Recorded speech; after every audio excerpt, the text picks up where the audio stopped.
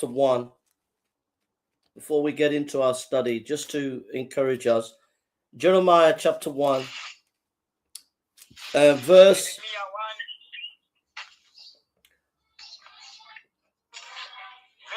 5. Verse 5.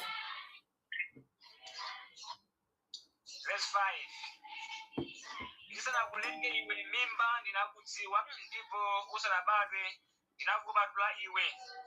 Ndinakuika kuti ukhale mneneri ndi mtumiki wanga wa mitundu ya anthu. So Jeremiah was called of God, and if you're called to be a preacher of God's word, it's a great calling, it's a great honor. So even though you might find ministry hard, it's difficult, God has given you great honor. It's a great honor to be a vessel of the Lord, a great honor to be a preacher of God's word.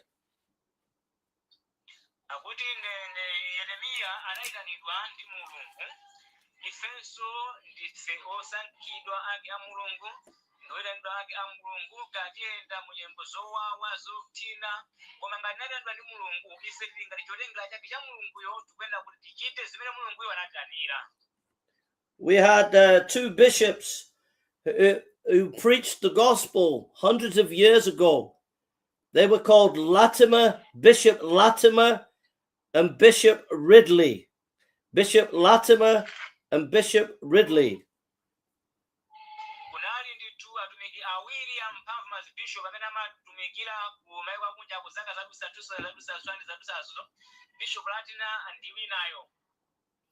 And these 2 bishops were caught preaching, and they were put on a fire, and they were burnt alive for preaching the gospel.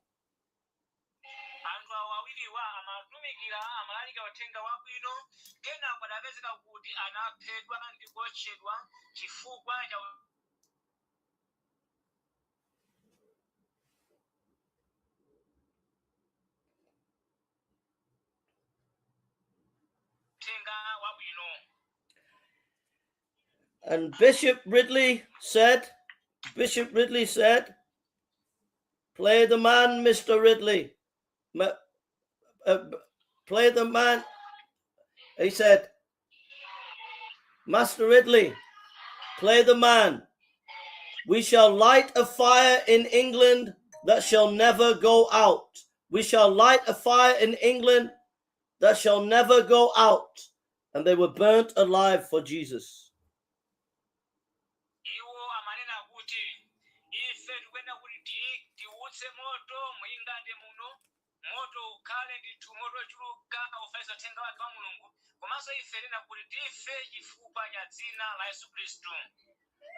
You are called to be preachers of God's word. Be faithful. It's a great honor.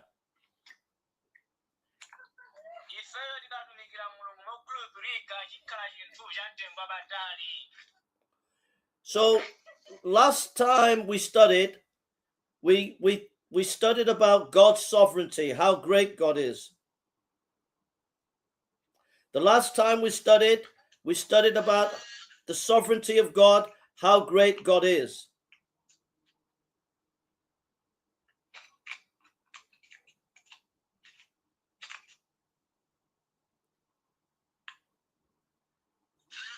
The last time we studied how great God is, the sovereignty of God.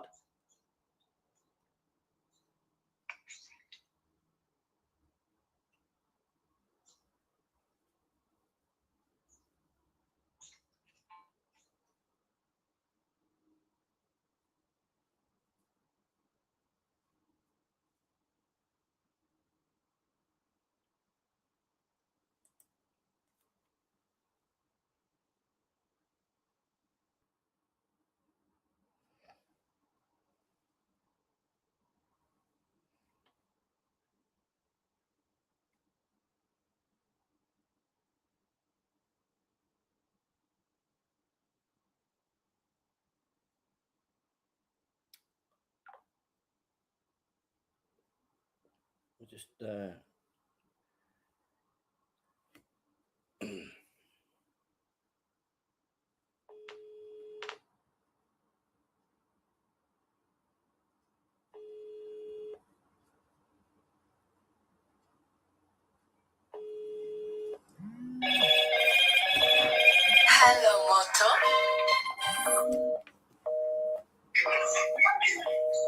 Hello?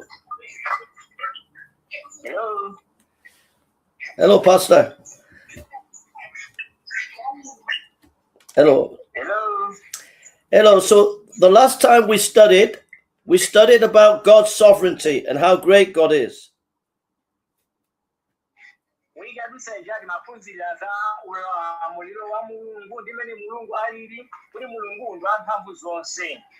Today we're going to study about man.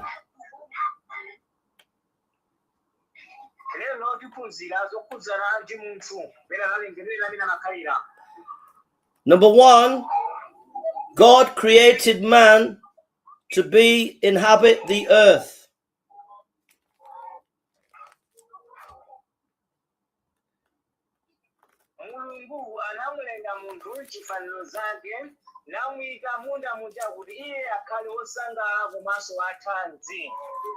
So if someone read Genesis chapter 1:26. Genesis 1 verse 26.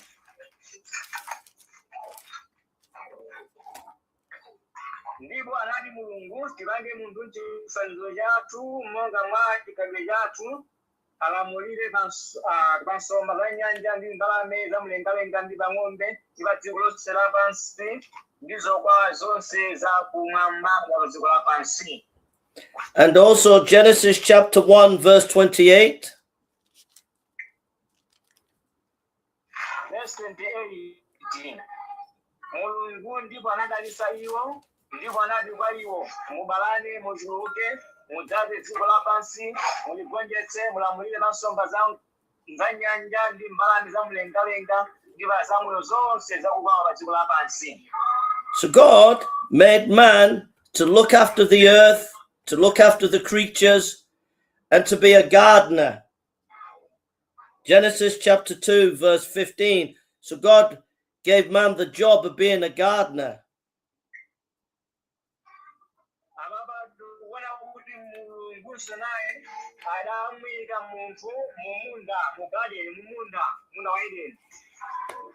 Genesis 2 verse 16. Ndipo Yehova Mulungu anamuza munthu yonati 15. Ndipo Yehova Mulungu anatenga munthu yonamuyika iye munda wa Edeni kuti awuyang'anire. So when you go in a garden, you enjoy the flowers, you enjoy the birds.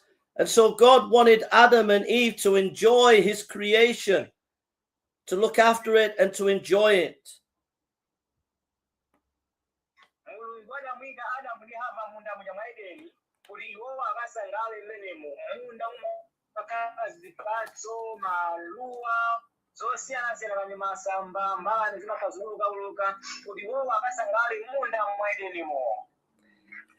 But man was more special than the animals because God made man in his image.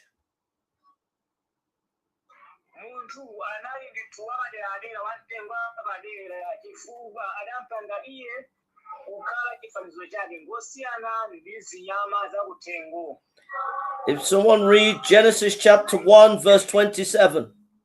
Genesis 1:27.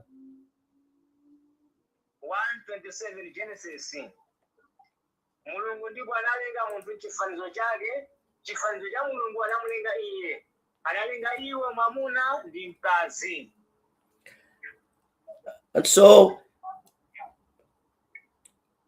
it says there, so God created man in his own image. So God had created man to have friendship with God, to walk with God, to know God, to enjoy God.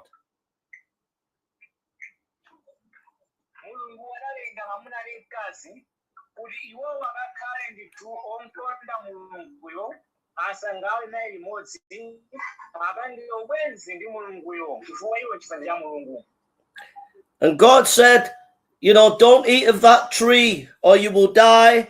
And so God gave commands for man to obey.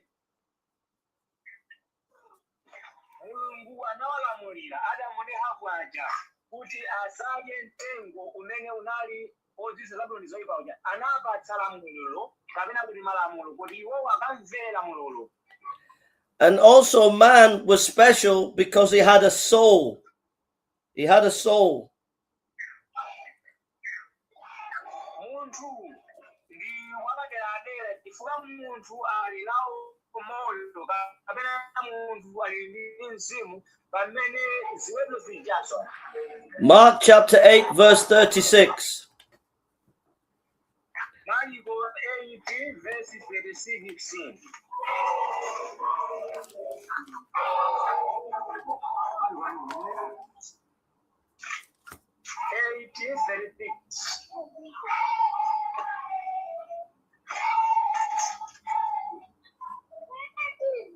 Pakuti munthu apindulanji akadzilemereza dziko lonse lapansi natayapo moyo wake. Man had a soul. So we see that God was so good. He gave man the earth.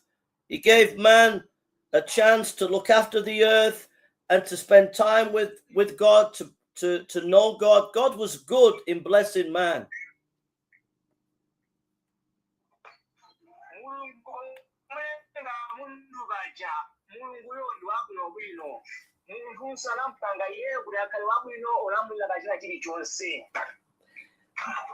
So if someone read Isaiah 53 verse 6. Isaiah 53 verse 6. Isaiah 53 verse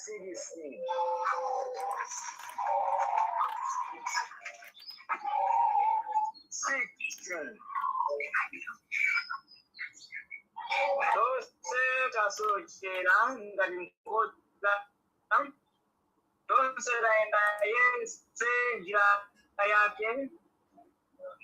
Njia yangu ni mwinileka ndipo Yehova anayeka apai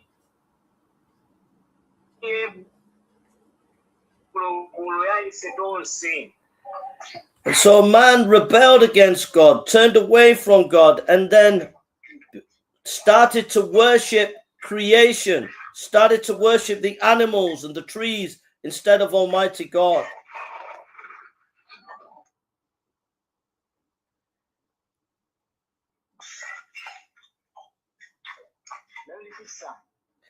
So when man rebelled against God, he began to worship the trees and worship the animals instead of God.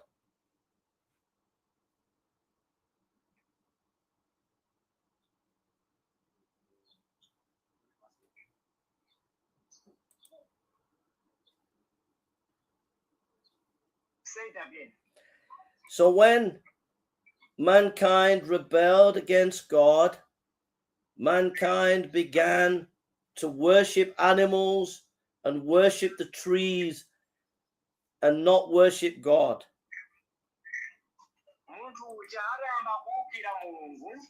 Adachimwa ndi pamene adayamba kupembedza mafano, kupembedza mitengo, kupembedza anthu, adasiya kupembedza Mulungu tsopano.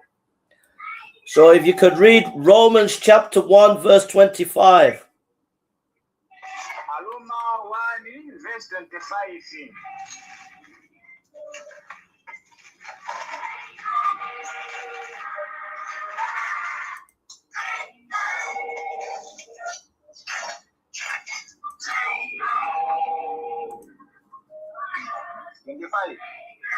Ameneyo anasandutsa choonadi cha Mulungu chabodza, napembedza, nalumbikira cholengedwa, ndi kusiya wolengayo, ndiye wolemekeza nthawi yosatha. Amen.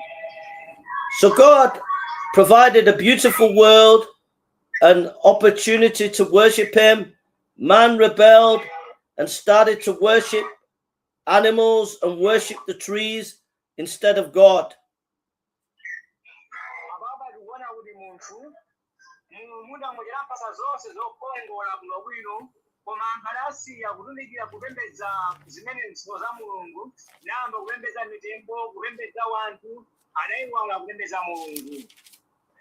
But God had a plan to bring mankind back to him in friendship.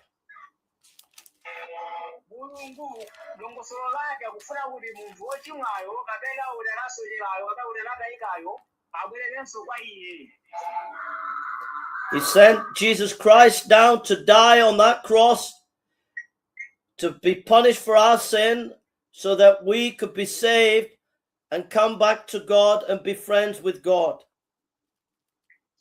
Yesu kubwera padziko lapansi kudzafa m'malo mwathu, cholinga chake kwambiri amafunisisa kuti ife tibwererenso pa Mulungu ndi kukhala ndi ubwenzi ife ndi Mulungu wathu. So turn to 2 Corinthians chapter 5 verse 20. 2 Corinthians chapter 5 verse 20. 2 Corinthians 5 verse 20.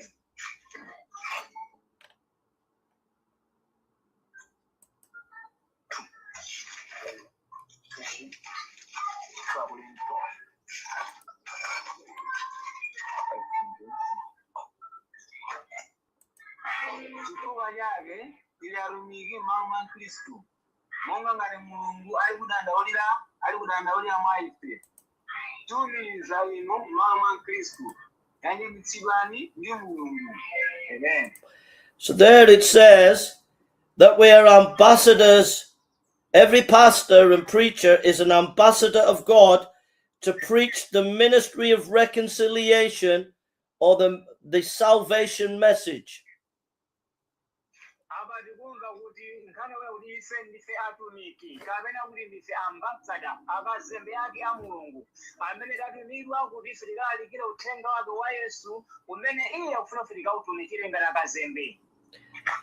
If you was an ambassador for Malawi and the president sent you to the UK, you have to pass on the message of the president of Malawi. As an ambassador of Malawi, you have to pass on the message of the president of Malawi. You are not to go and start saying what you want to say. You have to say the message of the president of Malawi as an ambassador.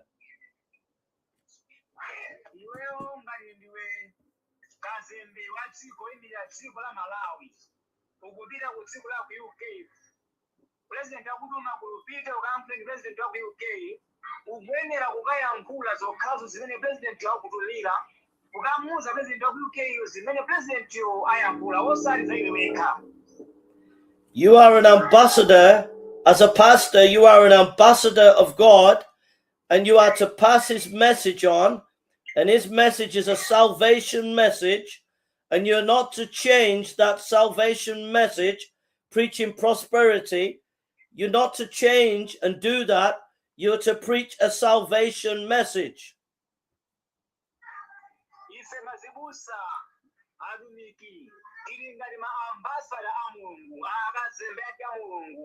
Amene Mulungu walititumatiralekile uthenga wa chipulumutso kwa wina aliyense. Ndiye tisalakwitse, tisalenge mawu ena oti mulemera, uthenga oti muchita bwino, mosiyana ndi mawu oti mukauze wanthu uthenga wa chipulumutso, musapotoze chifukwa inu ndinu oyimirira Mulungu wanu. There was a pastor who was on a plane with a Muslim, and the Muslim asked, "What do you do?" And the pastor said, I have a ministry of reconciliation.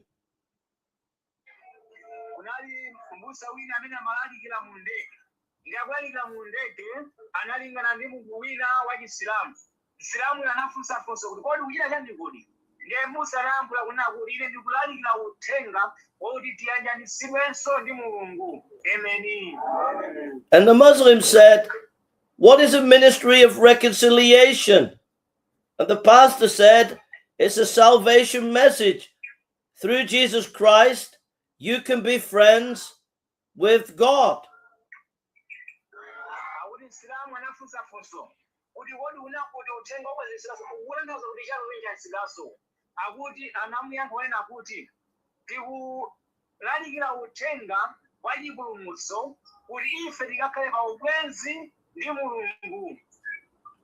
If a pastor from the city came to your town and started preaching prosperity, and he never mentioned Jesus' name, he's only mentioned, come to his church to be rich, come to his church to get blessing, and you're there preaching about Jesus, you don't change your message and think, I want to be popular like that, Pastor. No, you're an ambassador. You're not allowed to change the message. The message is salvation. The message is come to Jesus Christ and be saved.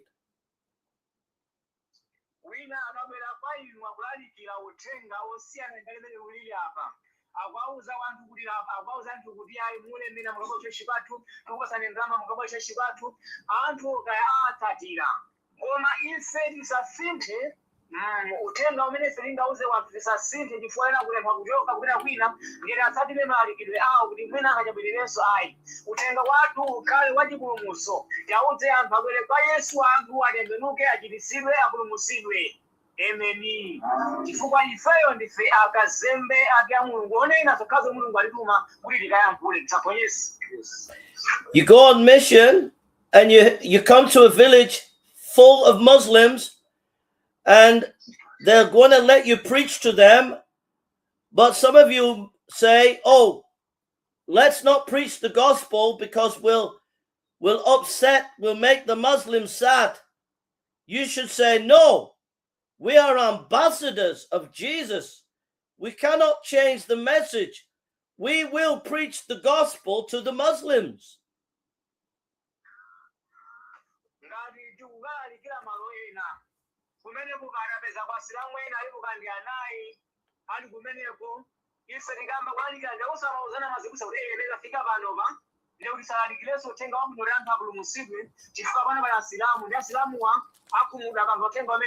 Mina aligenda ayi ifeyo ndife akazembe a Mulungu sitikwenera kusintha mawu amene Mulungu alipasa kuti tilalikire likasilamu ali pamenepo tisaope. Amen.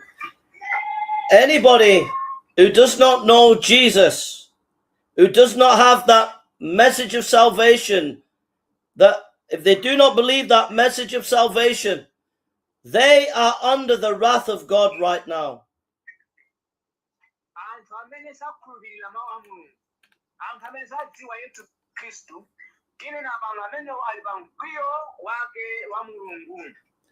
So turn to Romans chapter 1 verse 18. Romans 1:18.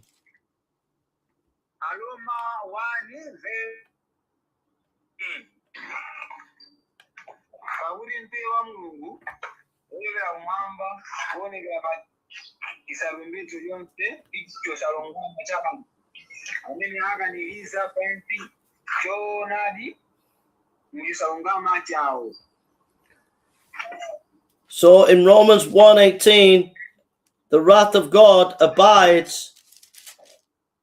It says, for the wrath of God is revealed from heaven against all ungodliness. So anybody right now in your town or village that does not know Jesus Christ is under the wrath of God.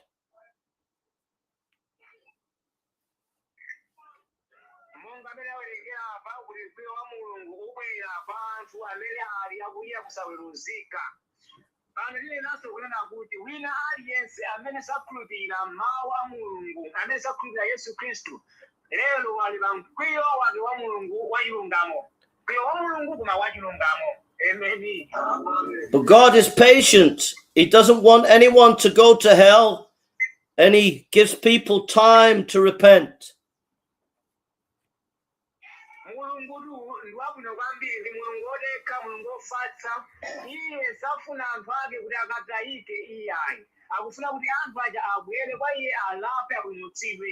Yes. 2 Peter chapter 3 verse 9. 2 Peter 3 verse 9.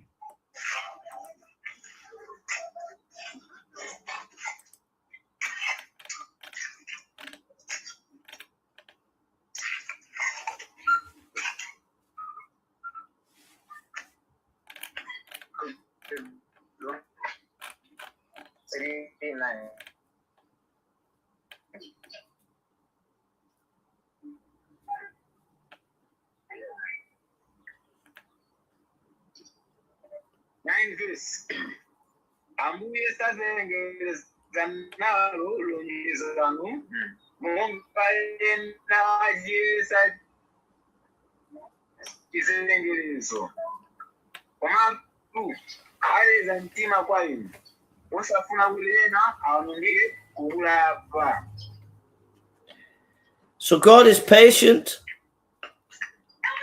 but man is under the wrath of God if they don't know Jesus today. But God is patient with them, giving them time to repent.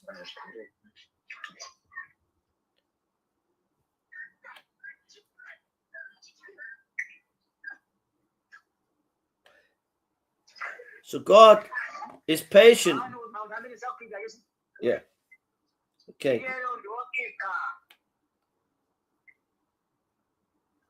Yeah, you can continue, but so God is patient, and He is patient with sinners, giving them time to repent.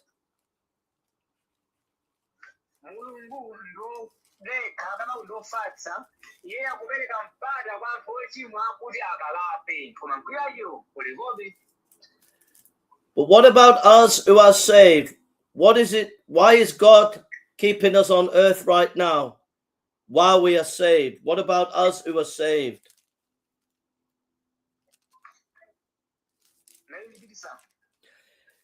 So those people, those of us people who know Jesus, why is it we are on this earth right now? What is His plan for us on this earth right now?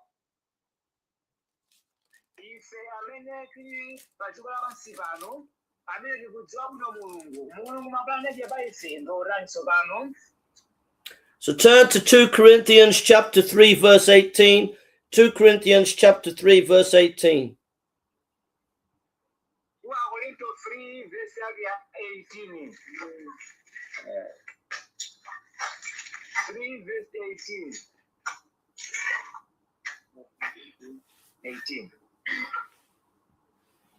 Koma ife tonse ndi nkhope yosaphimbika kumenyerera monga mwa kalilole ulemerero wa Ambuye tisadulika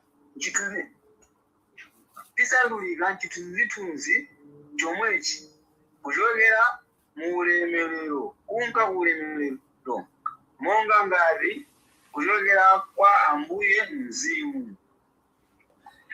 So we're on this earth because God has saved us, and He wants us to grow and be more and more like Christ every day, more humble, more loving. And He's changing us from glory to glory so that we become more like Jesus.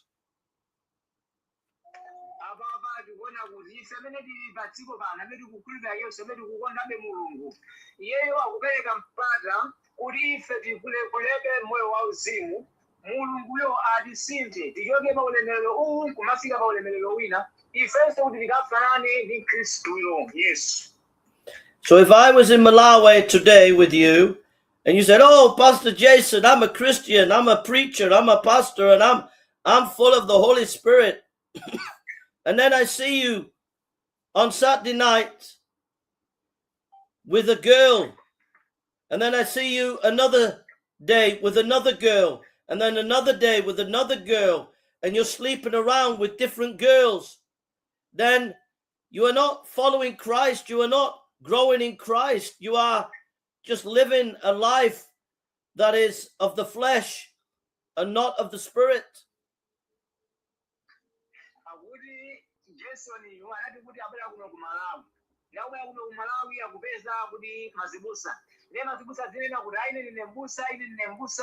Komano mbusayo akaenda usiku Jason wako kumana nikaziwia kumana nikaziwina mawa kuti nkazanga kumandu uyu nkuja kamankazanga kumandu uyu kena kokala likaotenga wabwino zimenezo sizitanthauza kanthu mu ufumu wa Mulungu.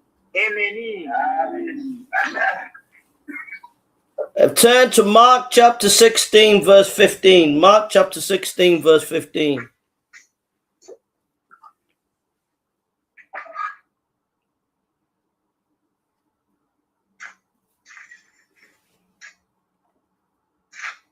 Mark 16 verse 15.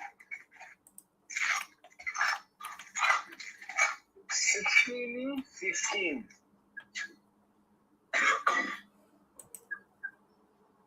Ndipo anena nawo mukani ku dziko lonse lapansi lalikirani uthenga wabwino kwa olengedwa onse. If you have your father who has a business and he is running a farm, and your father says, son, I'm giving you this farm, and now that it's your farm, it's your business, you should be working on the farm and doing your best for the farm because your father has blessed you with it.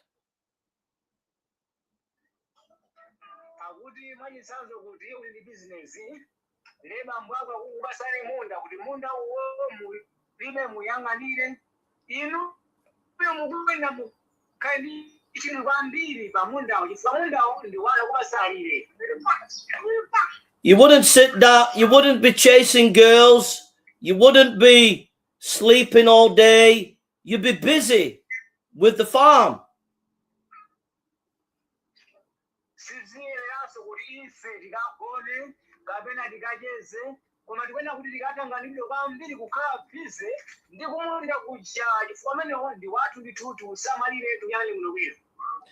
And if you were lazy and just slept all day, you would have no blessing. There'd be no food, there'd be nothing on the farm.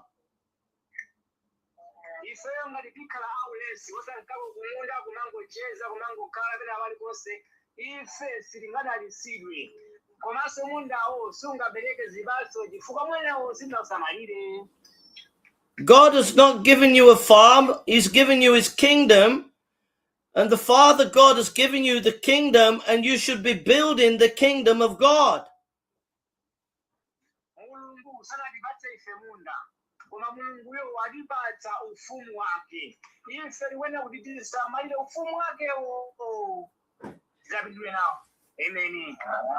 Some of you scratch your head and think, why is life so hard? And the reason why it's hard is because you don't put the kingdom of God first, and so God doesn't bless you as he should, because you're not putting his kingdom first. Why should God help you if you don't want to build his kingdom?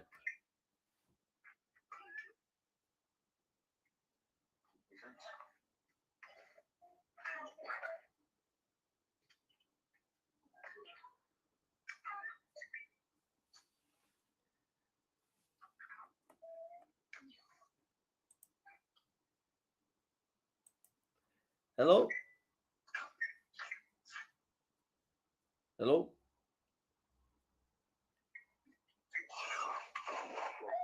Hello?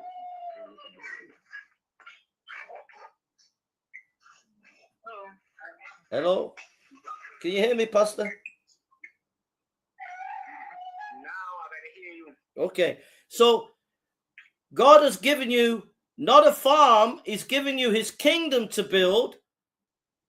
You should be putting effort into building the kingdom of God.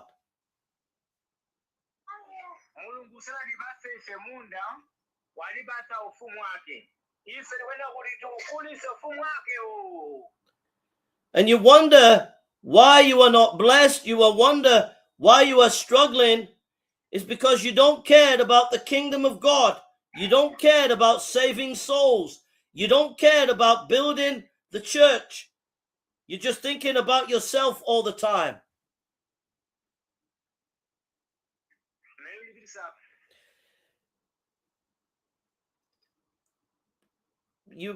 We need to put the kingdom of God first and build the kingdom of God first. But some of us are putting ourselves first and building our own life and not building the kingdom of God.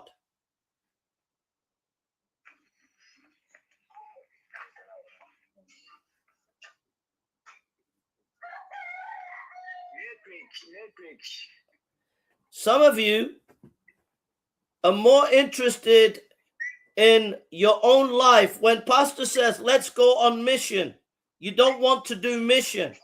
You don't want to do evangelism.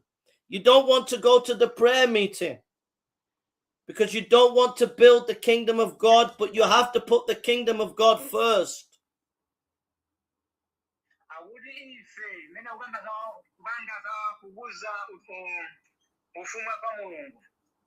Ena maife sirita kupita nawo kukapanga uthenga kulalika kali misewu muja kukalalika kali misonkhano ina. Ena maife siritanso kupanga saboti masibusa kuti apite kukalalikira. Amenepo zidziwiratu kuti siri kukulisa utumiki wako, siri kukulisa ufuma kwa Mulungu. Mulungu ananena kuti choyambira kale tifune kale ufumu wake, zinazo pambuyo. Amen. And then finally, we're on this earth to bring glory to God.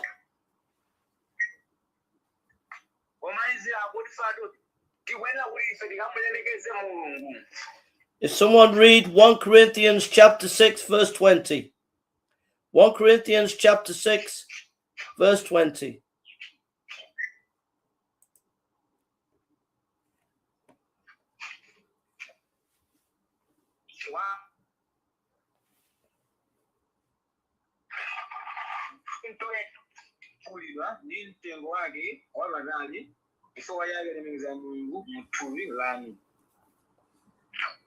Everything we do should be for the glory of God, not for ourselves.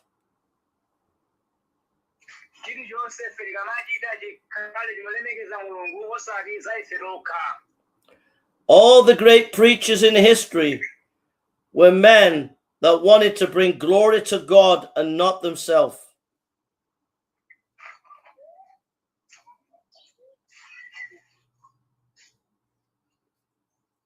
All the great preachers of the past wanted to bring glory to God and not to themselves.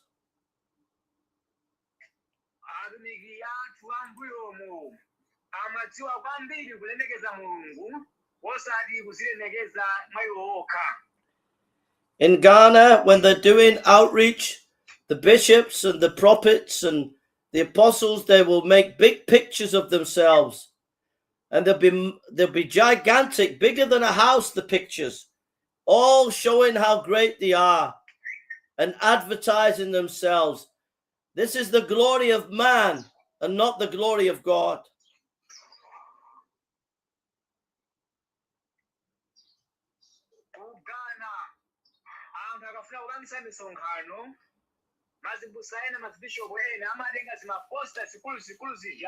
Kuiga chinkobe ya uso amene kuya chikulu bwino kuiga mpepere mwasewu anthu akamaona zili aja kumandenda bishop aja anthu amafuna kuti iwo azingozi kuzikweza mwayo woka kuzilemekeza mwayo woka malo moti alemekeze Mulungu. Amen. Everything you do, it should be for the glory of God. Koma chili chonse chimene ife tingachite chikhale chomulemekeza Mulungu.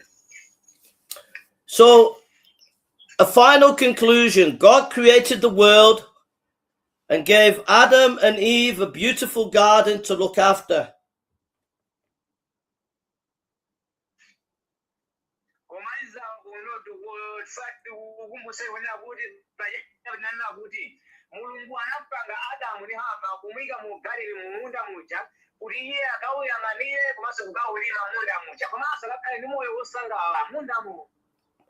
Man rebelled and turned away from God and began to worship the trees and animals.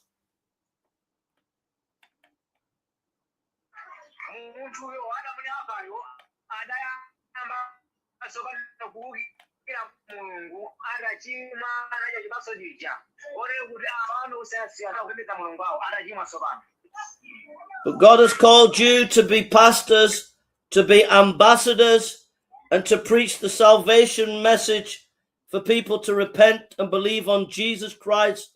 As ambassadors, you have a ministry of reconciliation.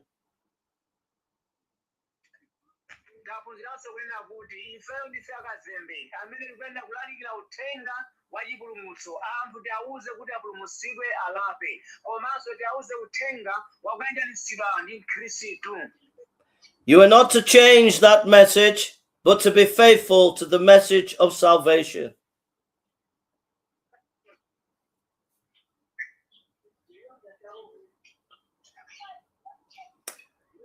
You are not to change that message, but to be faithful to that message.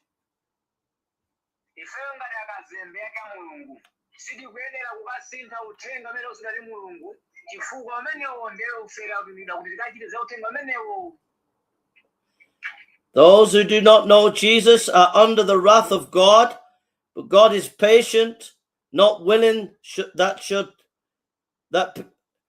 God is patient, not willing for them to go to hell, and is giving them time to repent.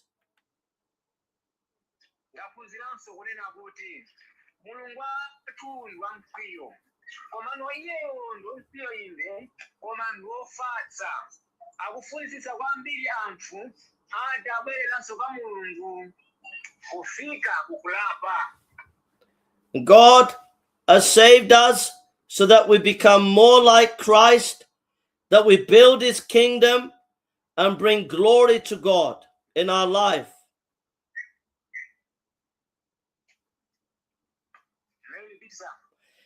And God has saved us so that we may grow and be more like Christ, that we would build God's kingdom and that we would glorify God.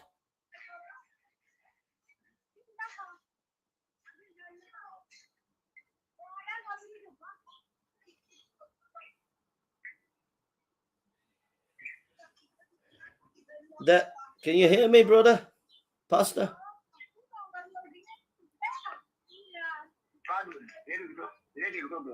Can you hear me?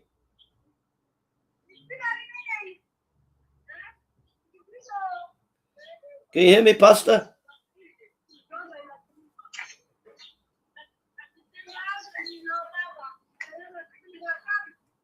Hello?